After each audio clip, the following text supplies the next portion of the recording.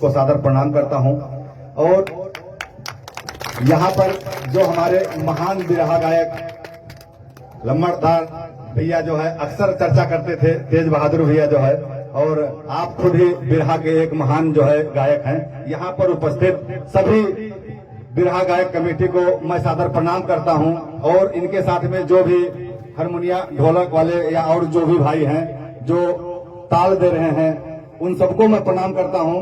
और आप लोग बहुत ही महान हैं और बहुत ही महान काम कर रहे हैं, क्योंकि ये हम सबकी संस्कृति है। आप देख रहे होंगे कि आज बहुत बड़े बड़े तबके में ऑर्केस्ट्रा और बड़े बड़े जो है कलाकार आते हैं जो 10-10, 20-20, 50-50 लाख रुपए के बधे होते हैं, लेकिन वो आते हैं, फुहरता प्रदर्शन करते हैं, संस्कृति से उनका कोई मैच नहीं होता। लेकिन आप लोगों के माध्यम से, आप सभी महान कलाकार के माध्यम से जो बिरहा है या आला है, जो हमारे रग रग में बसा था, हमारे पूर्वजों के रग रग में बसा था, जब बिरहा सुनते थे या आला सुनते थे तो एक अलग जो है अंदर उत्साह पैदा होता था। उस उत्साह को आप अभी भी कायम किए हुए हैं और एक अलग जगा रहे हैं, तो ये कम बात नहीं है, आज के जमाने में बहुत बड़ी बात है। आप उनको टक्कर दे रहे हैं जो बहुत बड़े हाई फाई स्टार हैं, उनको टक्कर दे रहे हैं आप, लेकिन वो केवल कागज के स्टार हैं। एक कहावत है कि हकीकत छुप नहीं सकती बनावट के वसूलों से, और खुशबू आ नहीं सकती कभी कागज के फूलों से। वो लोग खोखले स्टार हैं, उनके अंदर दम नहीं है, न उनके अंदर माटी की खुशबू है, लेकिन आप सब लोग जमीन से जुड़े हैं। आप लोगों के अंदर वो जज्बा है, वो दमखम है, वो बिना अंग प्रदर्शन किए या भौड़ापन किए वो 5 लोगों को जो है बांध कर नहीं रख सकते। आप लोग अपने कला और मिट्टी से जुड़े हुए के बदौलत आज देखिए यहाँ पर इतने भाई लोग ठंड में जो है इकट्ठा है और चाव से सुन रहे हैं, ये बहुत बड़ी बात है। मैं कुछ विचार रखना चाहता हूं, क्योंकि हम लोग सामाजिक कार्य करते हैं और हमारे मंडल अध्यक्ष जो है बिरहा गायक तेज बहादुर यादव भैया हैं। कभी कोई किसी भाई को, किसी भी बहन को अगर कभी जरूरत पड़े आधी रात पछरारा, आप भैया को बता दीजिए, पूरी टीम आपके साथ में है। आपका चाहे यहाँ से गोंडा कुछ काम होगा, फैजाबाद होगा या लखनऊ होगा, जहां कहीं कुछ होगा, जितनी क्षमता है ईमानदारी से आपकी मदद की जाएगी। अभी आप लोग सुने होंगे कि हमारी टीम गई थी, जो है एक बहलोलपुर के अवनीश तिवारी लड़का था, हमारे टीम से जुड़ा था। हम लोग पैरवी करने गए थे बिजली विभाग में, एसडीओ के पास में, और वहां पर जो है हमारे ऊपर ही जो है SC/ST का मुकदमा दर्ज करवा दिया गया है। बड़ी राजनीति है यहाँ पर, जो भी कोई अच्छा कार्य कर रहा है तो कहीं ना कहीं उसको दबाया जाता है। आपके ही पड़ोस में हमारे मित्र इंदल यादव हैं, हमारे साथ अभी जेल में मुलाकात हुई थी, अभी तेज बहादुर भैया से भी बात करवाए फोन पर। तो ऐसे बहुत से भाई जो समाज को लेकर चल रहे हैं और दबे कुचले को लेकर चल रहे हैं, उनकी आवाज बने तो उनको दबाया जा रहा है, बड़े लोग उनको दबा रहे हैं। यहाँ पर सामंतवादी जो प्रथा है, वो प्रथा जो है कहीं ना कहीं सबका दोहन कर रही है। हम सबको मिलके ऐसे सिस्टम से लड़ना है। जब हम लोग जैसे कहते हैं ना कि मुट्ठी अगर खुली है तो वो ताकतवर नहीं, लेकिन अगर मुट्ठी बांध के जो है किसी पर पंच मार दिया जाए तो बहुत तेज प्रहार लगेगा। तो हम लोग एक बंद मुट्ठी की भांत जो है अगर रहकर और उस आताताई और ऐसे जो समाज के दुश्मन है, ऐसे लोगों के खिलाफ जब लड़ेंगे तब हम कामयाब होंगे। डरने की जरूरत नहीं है, हमारे शास्त्र में भी लिखा गया है। और अभी भैया जी जो है उस पर प्रकाश डाल रहे थे। एक रामधारी सिंह दिनकर जी की पंक्तियां हैं कि क्षमा दया तब त्याग मनोबल सबका लिया सहारा, क्षमा दया तब त्याग मनोबल सबका लिया सहारा, और पर नर व्याघ्र शोधन तुझको कहो कहां कब हारा। क्षमाशील हो जीव समझ तुम हुए विरत जितना ही, और दुष्ट दौरों ने तुमको कायर समझा उतना ही।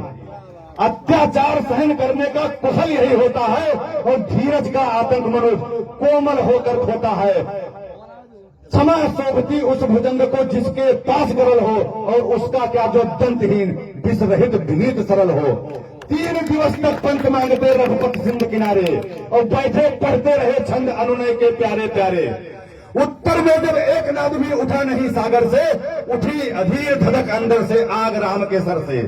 सिंधु दे धर त्राय त्राय, करता आ गिरा शरण में, और चरण पूज दास्ता ग्रहण की, बढ़ा मूल बंधन में। और सच पूछो तो सर में ही बसती है दीप्त विनय की, और चंड बटन संपूर्ण उसी का जिसमें सत्य विजय की। और सहनशीलता क्षमा दया को तभी पूछता जग है, और बल का दर्प चमकता उसके पीछे जब जगमग है, बल का दर्प चमकता उसके पीछे जब जगमग है। मेरे भाइयों बहनों, किसी से डरने की जरूरत नहीं है। कोई कितना भी बड़ा आताताई हो, रावण बहुत शक्तिशाली था, लेकिन कहीं ना कहीं उसका भी सर्वनाश हुआ। जो अपने आप को रावण समझते हैं, जो अपने आप को ये समझते हैं कि हमारे ही इशारे पर पूरा जिला और पूरा मंडल चलेगा, कहीं ना कहीं उनका भी दम बनास होगा। समय बलवान है, मनुष्य बलि नहीं होता है, समय होत बलवान। और भीलन लूटी गोपिका, वही अर्जुन वही बाण।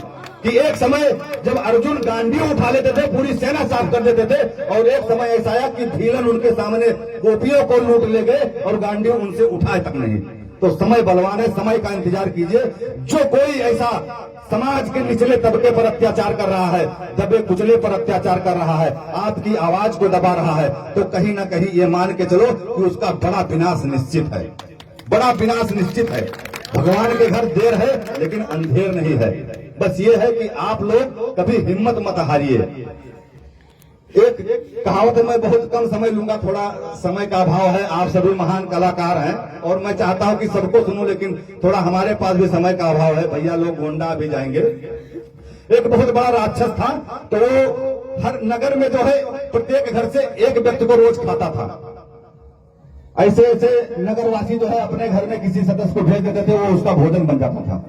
उसके यहाँ एक रिश्तेदार है, तो बोले कि क्या हुआ, आज सब मातम पसरा है। बोले जो शैतान है आज वो खाएगा, वो अपने घर के जो है किसी एक सदस्य को भेजना है। बोले कि ऐसा कैसे नहीं थे। बोले यही नहीं था, अगर नहीं मतलब जो है हम उसका भोजन बनेंगे तो सबको मार देगा। तो उस लड़के ने कहा तो फिर उसको क्यों नहीं मार देते, शैतान को क्यों नहीं मार देते। तो बोले वो बहुत बड़ा है, बहुत विशाल काय है। तो बोले तब तो बहुत आसान है मारने में। बोले वो कैसे। बोले अरे उस पर लगाया हुआ कोई निशाना चूकेगा ही नहीं। तो बोले कि ले चलो, वो शैतान के पास गया, उसको गुलेल से मार दिया।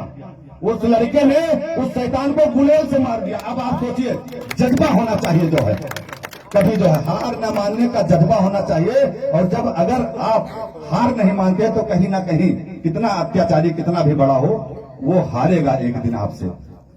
एक पंक्ति है जिस बदलाव की तरफ हम लोग जो है अपनी संगठन, अपनी अवध केसरी सेना को लेकर चल रहे हैं, उस बदलाव की पंक्ति को मैं आप सबके बीच में रखना चाहता हूं कि हो गई है पीर पर्वत सी पिघलनी चाहिए, हो गई है पीर पर्वत सी पिघलनी चाहिए, और इस हिमालय से कोई गंगा निकलनी चाहिए। आज यह दीवार पर्दों की तरह हिलने लगी, आज यह दीवार पर्दों की तरह हिलने लगी, और शर्त थी लेकिन कि यह बुनियाद हिलनी चाहिए। हर गली में, हर शहर में, हर नगर, हर गांव में, हर हाथ लहराते हुए हर लाश हिलनी चाहिए। और सिर्फ हंगामा खड़ा करना मेरा मकसद नहीं, सिर्फ हंगामा खड़ा करना मेरा मकसद नहीं, और मेरी कोशिश है कि यह सूरत बदलनी चाहिए।